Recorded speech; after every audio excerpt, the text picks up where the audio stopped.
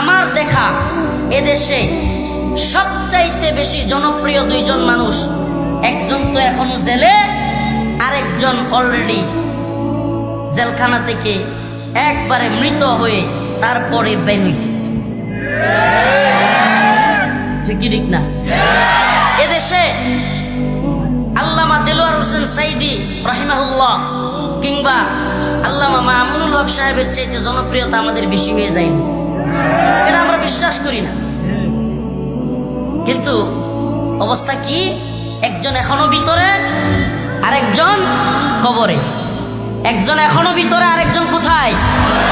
তো আমরা জানি আমাদেরকে মেরে ফেললেও কিংবা আমাদেরকে জেলখানায় ভরে রাখলেও কিছুই যে হবে না, এগুলো আমরা জানি। এই জন্য এই যশ খ্যাতি, এই আবেগ, এই চিল্লা চিল্লি, লাইক কমেন্ট, ভিউ এর দান্দা, এগুলো আমাদেরকে এফেক্ট করে না, জানি এগুলো আমাদের উপর প্রতিক্রিয়া করে না। ভাই যেটা বলবো, দিন বিজয়ের স্বপ্ন দেখি, স্বপ্ন দেখায়, সফলতা কোন পথে, মুমিনের সফলতা কোন পথে আসবে, আজকের আলোচনা সেটা নিয়েই।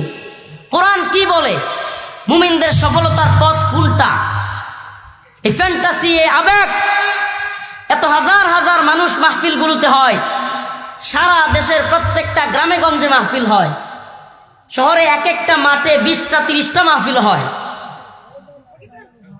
কল্পনাও করতে পারেন যে বাংলা তো 68,000 গ্রামে যদি 68,000 মানুষ, 68,000 মাহফিল হয়, প্রত্যেকটা গ্রামে একটা করে ধরলাম। অথচ এমনও গ্রাম আছে 4টা 5টা 7টা 10টা মসজিদ, 10টা মাদ্রাসা। শহরের এমনও অঞ্চল আছে এক এলাকায় 20টা 30টা মাহফিল হয়।